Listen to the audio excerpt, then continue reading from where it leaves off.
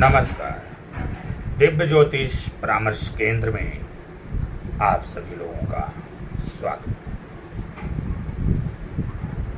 जैसा कि आप सभी लोग जानते हैं, पिछले कई दिनों से मैं लगातार विभिन्न लग्नों में कौन सा रत्न पहनना चाहिए या फिर कौन सा उपाय करना चाहिए, इसके संदर्भ में आप सभी लोगों से चर्चा पर चर्चा कर रहा हूँ।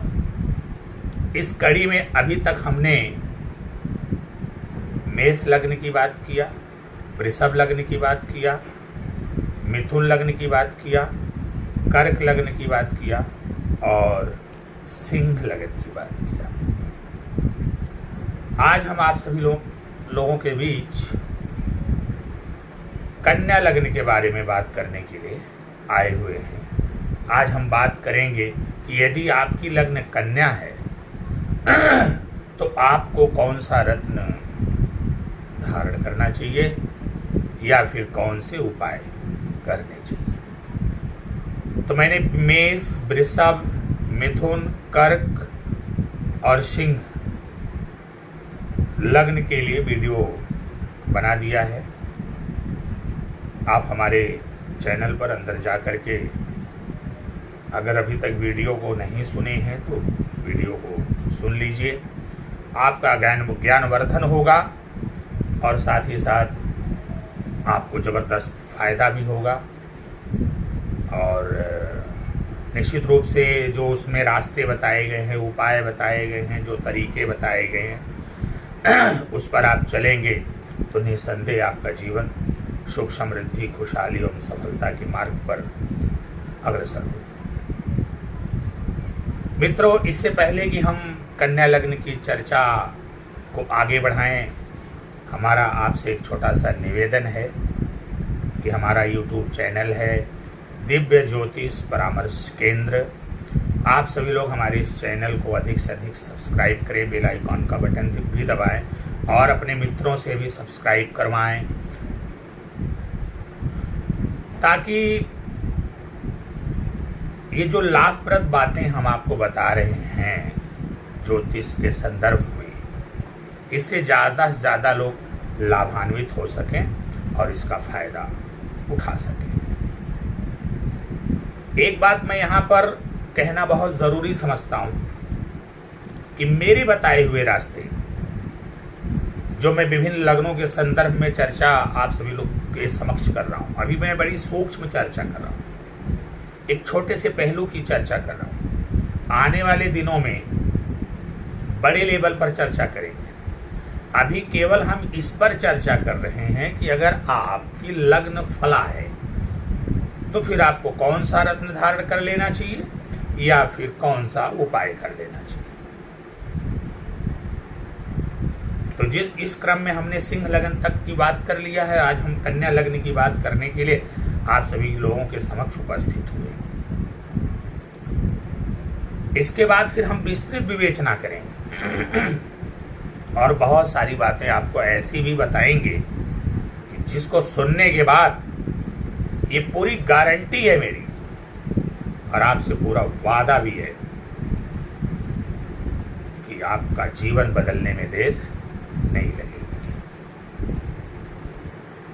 तो आप हमारे चैनल को जरूर सब्सक्राइब करें, बेल आइकन का बटन भी दबाएं ताकि आपको नोटिफिकेशन भी अगर हम कोई वीडियो बनाएं तो उसको मिलता रहे।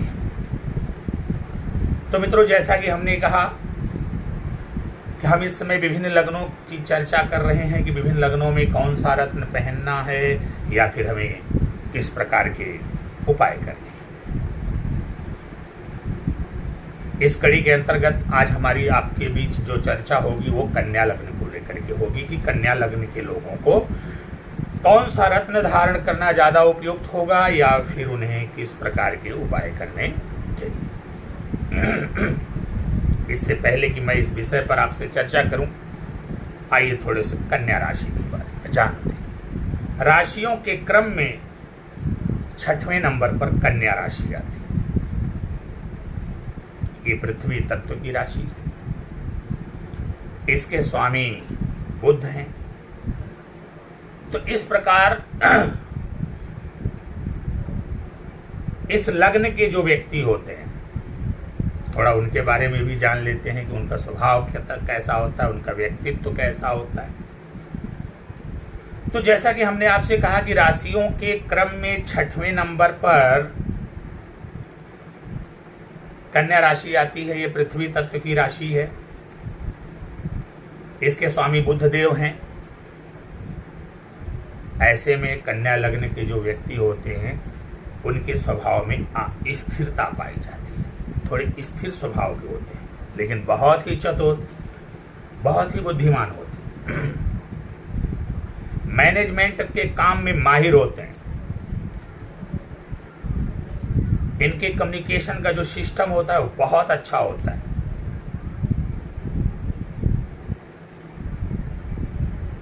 अपने वास्तविक उम्र से कम उम्र के दिखाई पड़ते हैं।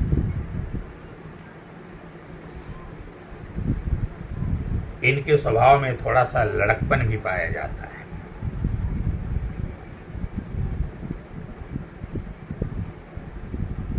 बड़ा ही शानदार व्यक्तित्व होता है। अच्छे किस्म के वक्ता होते हैं। कहीं पर कोई विवादास्पद स्थिति है, अगर कन्या लग्न का व्यक्ति वहां पर पहुंच जाए तो विवाद को सुलझाने में बहुत ही माहिर होता है। बड़े शानदार ढंग से विवाद का निस्तारण करता है। मैनेजमेंट सिस्टम बहुत अच्छा होता है। सामान्य कद काठी के होते हैं।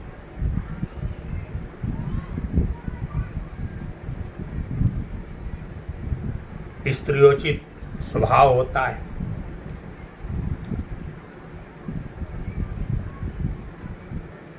तो इस तरह से आप देखेंगे ये बड़े उदार हृदय के होते हैं। इनके अंदर दयालुता बहुत होती है। अपने परिवार के ऊपर, अपने रिश्तेदारों के ऊपर ये अपना सर्वस्व न्यौछावर करने के लिए तैयार रहते हैं। लेकिन इनकी एक बहुत बड़ी कमी ये होती है कि ये अपनी बात किसी के सामने अच्छे से रख नहीं पाते। अपनी समस्याओं को लेकर के अंदर ही अंदर घुटते रहते हैं। वो दूसरों को व्यक्त नहीं करते। इनके मन में क्या चल रहा है, इनके अंदर क्या परेशानी, क्या दिक्कत है, ये उसे व्यक्त नहीं करते।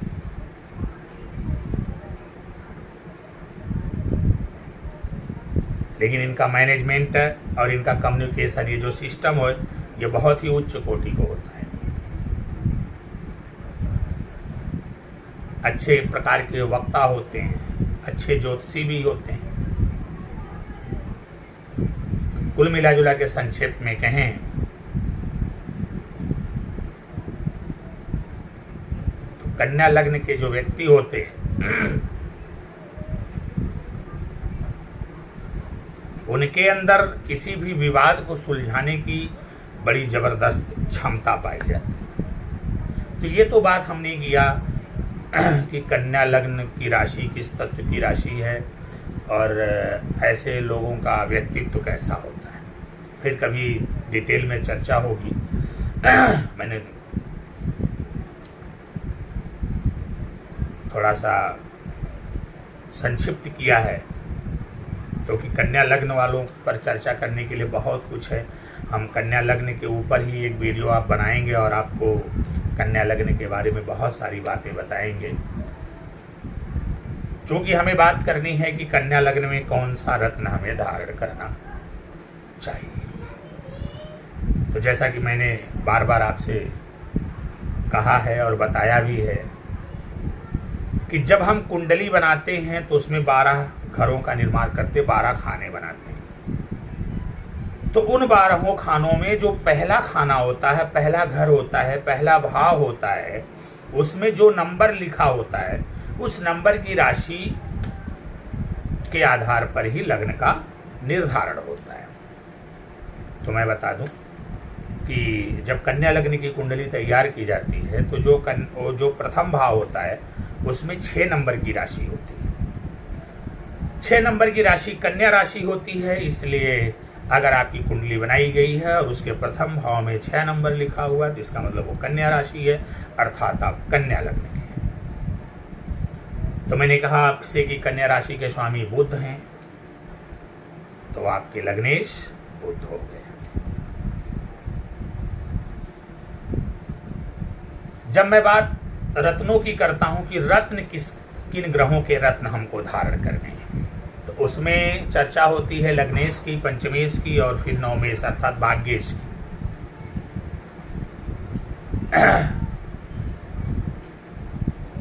लग्नेश का रत्न पहना जाता है। मैं बार बार चर्चा के दौरान मैंने आप सभी लोगों से कहा है कि जो लग्नेश होते हैं उनका बलि और शुभ होना बहुत जरूरी होता है, क्योंकि वो कुंडली के मालिक होते हैं, वो कुंडली के स्वामी होते हैं, वो कुंडली के राजा होते हैं। लग्नेश के ही इच्छा अनुसार कुंडली चलती है।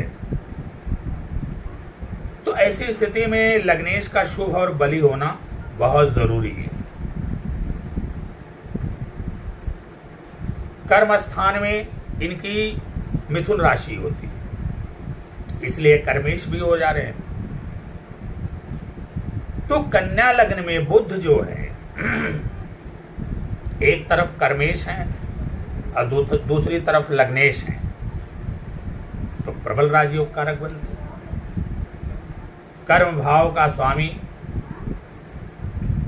लग्न भाव का भी स्वामी हो, या लग्न भाव का स्वामी कर्म भाव का भी स्वामी हो, तब तो आप तो कर्मयोगी समझे जाएंगे।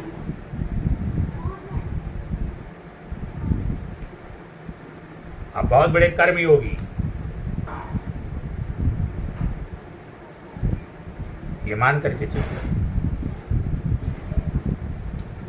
अब यहां पर बुध देव को बलि करना बहुत जरूरी है और बुध देव को शुभ करना बहुत जरूरी है, क्योंकि लग्नेश, देखिए एक बात और मैं यहां पे कहना चाहूंगा, क्योंकि बात बुध की हो रही, तो बुध के बारे में मैं एक बात और कहना चाहूंगा। किसी भी लग्न की कुंडली हो उसमें बुध का सही होना जरूरी होता है। बुध जब सही होते हैं तभी जीवन सही चलता है। कम्युनिकेशन, मैनेजमेंट, बिजनेस, आपकी वाक्पटुता इत्यादि इत्यादि बहुत सारी चीजें हैं जो बुध देव ही तय करते हैं। तो किसी भी लग्न की कुंडली हो उसमें बुध का बलि होना, शुभ होना बहुत जरूरी होता है। और अगर कन्या लग्न है तब तो परम आवश्यक है कि आप बुध देव को बलवान करें, बुध देव को शुभ करें।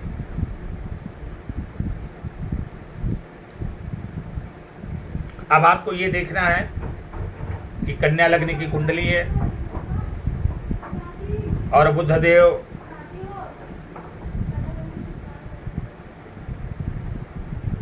केंद्र में है, त्रिकोण में है, छठवें, 8वें, 12वें भाव को छोड़ करके शुभ भाव में बैठे हुए हैं,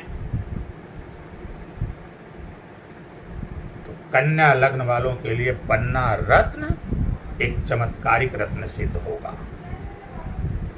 कब? जब ये शुभ भाव में होंगे तब। नीच के नहीं होने चाहिए,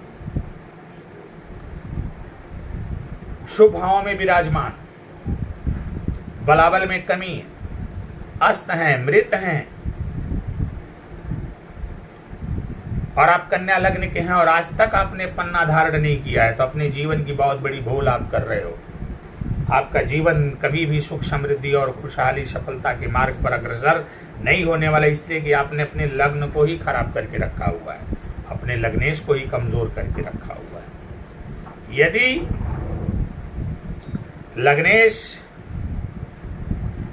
बली अवस्था में भी हैं लेकिन शुभ भाव में स्थित हैं,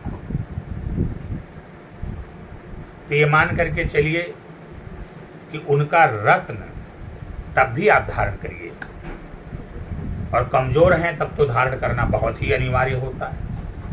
हर स्थिति में आपको उनका रत्न धारण करना पड़ेगा और धारण कर लेना चाहिए।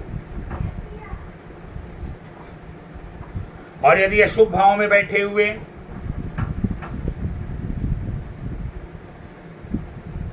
नीच के हो गए हैं, पाप कर्तरी में फंसे हुए पीड़ित हैं, तो फिर इनका रत्न धारण करने से आपको बचना चाहिए। फिर इनका उपाय आपको करना चाहिए। अब इनका उपाय क्या है? सबसे पहले तो आप गणेश भगवान की आराधना करिए, गणेश भगवान की पूजा करिए,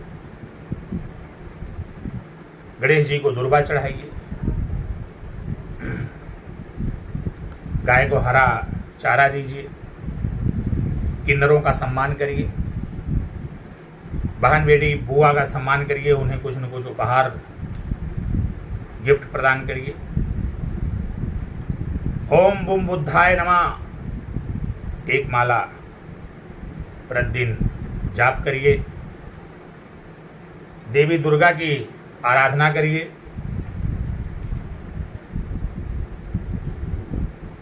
दुर्गा जी का दर्शन पूजन करिए।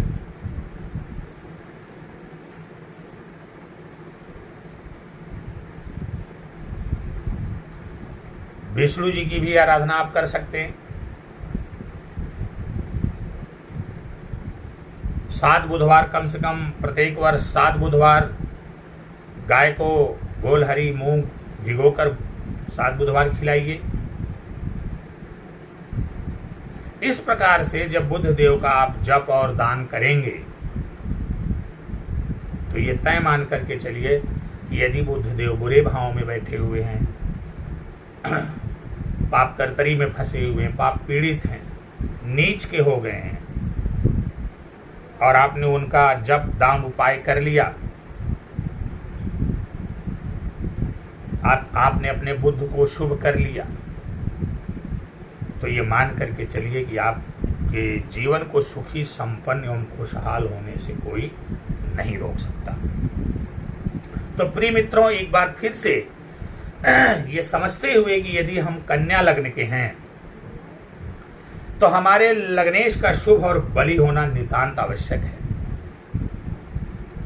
यदि बुध की स्थिति, किसी अच्छे ज्योतिष से आप अपनी कुंडली चेक करवाइए, बुध की स्थिति को देखिए। यदि बुध शुभ भाव में है, केंद्र में है, त्रिकोण में है, छठे ढेर हमें को छोड़ करके किसी भी भाव में है,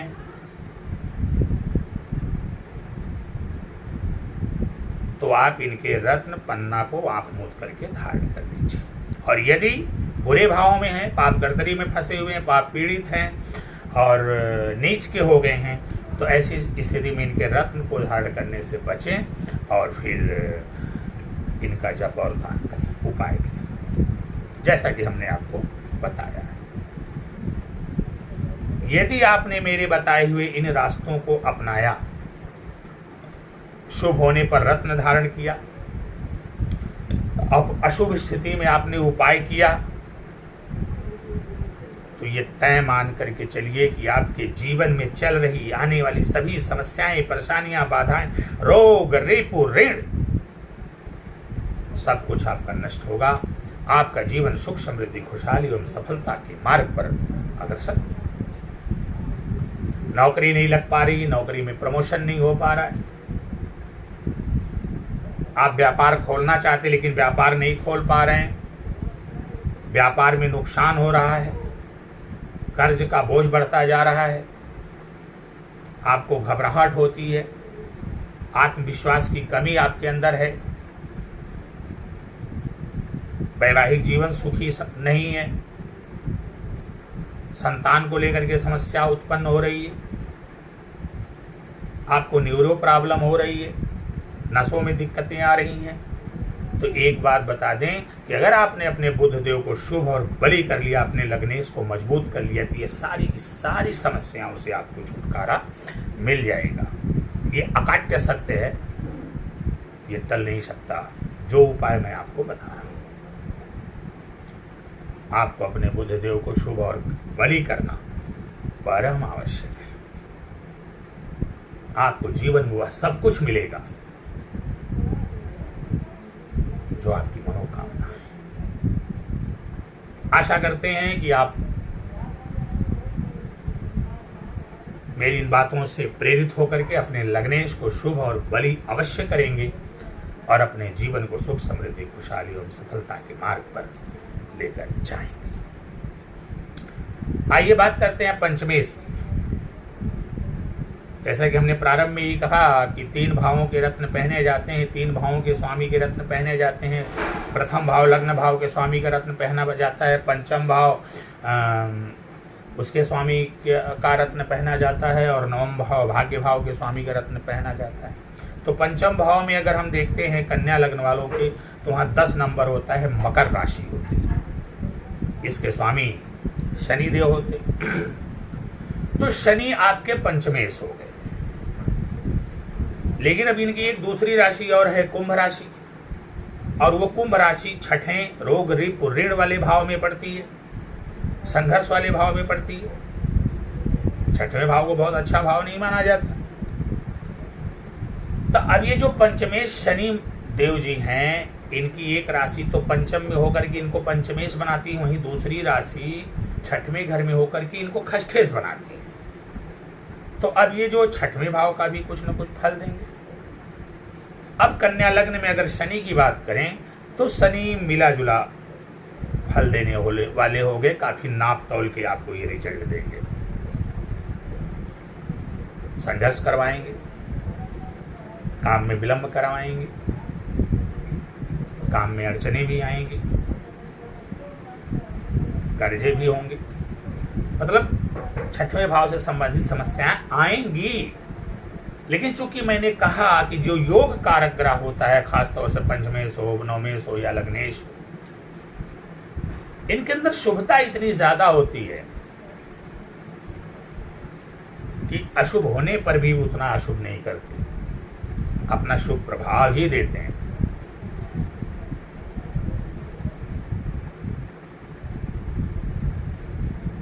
तो ऐसे में पंचम भाव ज्ञान भाव संतान भाव का कारक होता है। ऐसे में यहाँ पर जो है शनिदेव को आपको देखना पड़ेगा कि शुभ भाव में है कि नहीं है, केंद्र में है, त्रिकोण में है, छठे अठे ब्राह्मणे को छोड़ करके कहाँ बैठे हुए हैं, नीच के तो नहीं है। अगर ये शुभ स्थिति में है, अच्छे घरों में केंद्र त्रिकोण में बैठे हैं, छठे अठे ब्राह्मणे में बैठे हैं और नहीं बैठे हैं, छठे अठे ब्राह्मणे भाव में नहीं बैठे हैं, केंद्र में बैठे हुए हैं, त्रिकोण में बैठे हुए हैं, छठे अठे ब्राह्मणे को छोड़ करके किसी और दूसरे भाव में बैठे हुए हैं, नीच के नहीं हैं, तो चूंकि पंचमेश हैं और बलाबल में भी कमजोर हैं, अस्त हैं या मृत हैं, तो आप इनके रत्न नीलम को धारण कर सकते हैं किसी अच्छे ज्योतिषी से परामर्श लेकर के। लेकिन अगर शनि उनका बलाबल ठीक हो, अस्त मृत नहीं है, वृद्ध भी नहीं है, चाहे अच्छे भाव में बैठे हैं चाहे बुरे भाव में बैठे हों, भरसक इनके कन्या लग्न वालों को इनके रत्न नीलम को धारण करने से बचना चाहिए। बहुत आवश्यक होने पर किसी अच्छे ज्योतिषी से परामर्श लेकर तभी आप नीलम को धारण करें। अगर अस्त हैं, मृत हैं, वृद्ध हैं, शुभ भाव में बैठे हैं, तो आप इनके रत्न नीलम को धारण करें। और अगर बलाबल ठीक है तो चाहे शुभ भाव में हो चाहे अशुभ भाव में हो, आप इनके रत्न को यदि कन्या लग्न के हैं तो धारण करने से थोड़ा बचेंगे तो अच्छा रहेगा मेरे हिसाब से। मुझे लगता है कि कन्या लग्न वालों को शनि के रत्न को बहुत ही आवश्यक होने पर धारण करना चाहिए, अन्यथा शनि के उपाय करने चाहिए। अब उपाय में क्या है? प्रत्येक शनिवार आप 54 शनिवारों का व्रत कर सकते हैं, आपके लिए बहुत ही फलदायी होगा। शनिदेव की आराधना करिए, ओम शं शनिश्चराय नमः, एक माला जाप करिए, मंदिरों में काली उड़द का दान करिए। आप भैंस की सेवा कर सकते हैं, कौवे को रोटी खिलाइए, दाना खिलाइए।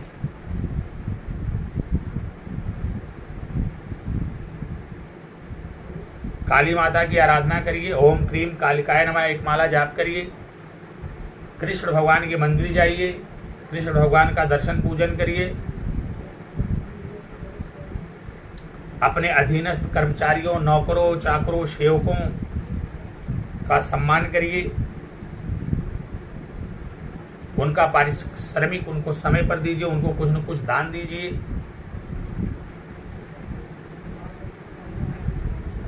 पीपल के वृक्ष में जल में काला तिल डाल करके जल प्रदान करिए। तो ये सब शनि देव को, छायादान भी होता है, आप छायादान भी कर सकते हैं। तो इस तरह से आप शनि देव का उपाय करेंगे और अपनी कुंडली में आप शनि को आप शुभ करेंगे, बलवान करेंगे। तो ये तय मान के चलिए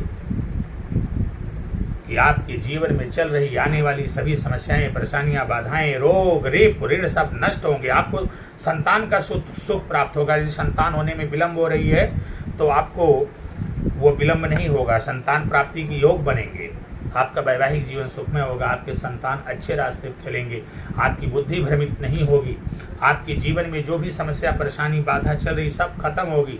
नौकरी, व्यवसाय सब अच्छे से चलना शुरू करेगी, उसमें जो अड़चन है वो खत्म हो जाएगी। कुल मिला जुला के संक्षेप में कहें, यदि आपने पंचमेश का उपाय किया और शनि को शुभ और बलवान किया तो ये मान करके चलिए आपका जीवन चमत्कारों से भर जाएगा, आपका जीवन सुखी और संपन्न हो जाएगा। आइए इस कड़ी में अब हम बात करते हैं भाग्य भाव के स्वामी नवमेश की। कन्या लग्न वालों के लिए नवम भाव में वृषभ राशि होती है और द्वितीय भाव में तुला राशि होती है। दोनों ही शुक्र की राशियां हैं। एक तरफ भाग्य भाव के स्वामी, दूसरी तरफ धन भाव के स्वामी। अब इस तरह से देखा जाए, भाग्य भाव का स्वामी, धन भाव का स्वामी, तो यहां पर शुक्र देव आपके लिए अति योग कारक ग्रह बन जाते हैं। ऐसे में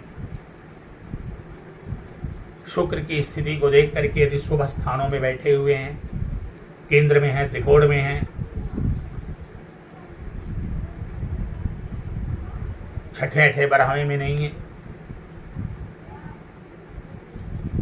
नीच के नहीं है, तो आप आंख मूंद करके इनका रत्न, हीरा या ओपेल अवश्य धारण करिए। यह आपके लिए एक चमत्कारिक रत्न सिद्ध होगा। यदि बुरे भाव में है, छठे में है, अठे में है, बरहवें में है, या फिर नीच के हो गए, पाक करतरी में फंस गए, तो फिर आप इनका रत्न धारण करने से बचें, इनका उपाय करें। अब उपाय में क्या करना है आपको? माता लक्ष्मी की आराधना करिए, ओम शुम शुक्राय नमः, एक माला जाप करिए, सफेद गाय की सेवा करिए, गाय को खीर खिलाइए, स्त्रियों का सम्मान करिए, अपनी पत्नी को प्रेम दीजिए, अपने चरित्र को ऊंचा बना करके रखिए, साफ सुथरे कपड़े पहनिए, अपने आप को स्वच्छ बना करके रखिए, इत्र आदि का प्रयोग करिए।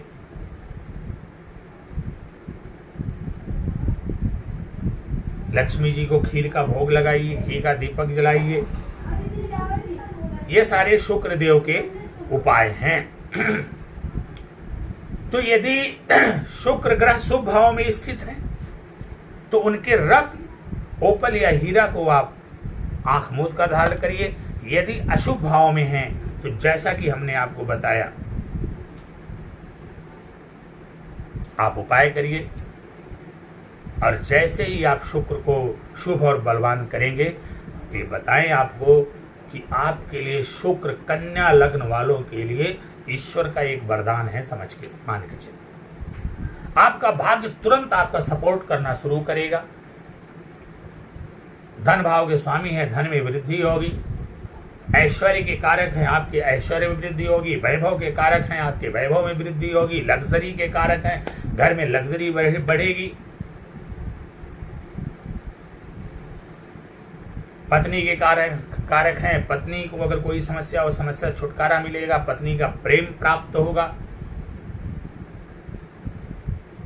आपका जीवन सुख सुविधाओं से संपन्न हो जाएगा। तो ऐसे स्थिति में आपको शुक्रदेव को शुभ और बलवान करने का प्रयास अवश्य करना चाहिए। यदि आप शुक्रदेव को बलवान करते और भाग्य ने आपका साथ देना शुरू कर दिया तो ये तय मान के चलिए कि आपके जीवन में चल रही है आने वाली जितनी भी समस्याएं, परेशानियां, बाधाएं, रोग, ऋण सब समाप्त होने में जरा भी देर नहीं लगेगी और आपका जीवन सुख, समृद्धि, खुशहाली एवं सफलता के मार्ग पर अग्रसर होगा। आप काफी वैभवशाली हो जाएंगे। ऐसी स्थिति में आपके लिए शुक्र को बलवान करना नितांत आवश्यक है यदि आप कन्या लग्न के हैं। आइए अपनी बात को संक्षिप्त करते हुए हम आपको बताते चलें। यदि आप कन्या लग्न के हैं तो कन्या लग्न में आपके 3 रत्न बनते हैं। बुध का रत्न पन्ना जो आपके लग्नेश हैं, पंचमेश शनि, शनि का रत्न नीलम, भाग्येश शुक्र, शुक्र का रत्न हीरा या फिर ओपल।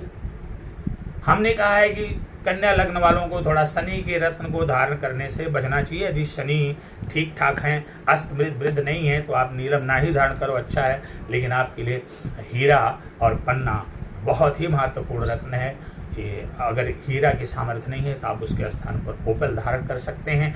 और यदि ये आपने रत्नों के द्वारा इनको बल प्रदान कर दिया और यदि बुरे भाव में बैठे हैं, आपने उपायों के द्वारा इनको शुभ कर लिया, तो ये तय मान के चलिए कि अगर आज तक आप संघर्ष कर रहे हैं और जीवन का आनंद नहीं ले पाए तो मेरे इन उपायों को अक्षरशः करने के बाद आप देखेंगे कि बहुत जल्द ही आपके जीवन में चमत्कारिक परिवर्तन होगा और आप जीवन के संपूर्ण सुख और ऐश्वर्य को भोगने वाले हो जाएंगे। आपके पास सुख सुविधाओं की सारी व्यवस्था हो जाएगी, आपका जीवन सुखी और संपन्न हो जाएगा। तो आशा करते हैं कि आप हमारे बताए हुए इन उपायों को करेंगे और अपने जीवन को सुख, समृद्धि, खुशहाली और सफलता के मार्ग पर अग्रसर करेंगे।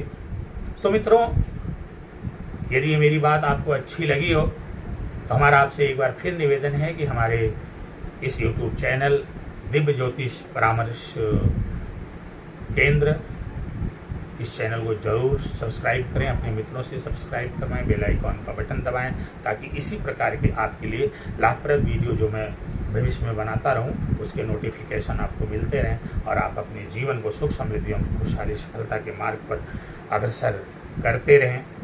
तो आज तो हमने बात किया कन्या लग्न वालों को कौन सा रत्न पहनना चाहिए या कौन सा उपाय करना चाहिए। इसके बाद हम बात करेंगे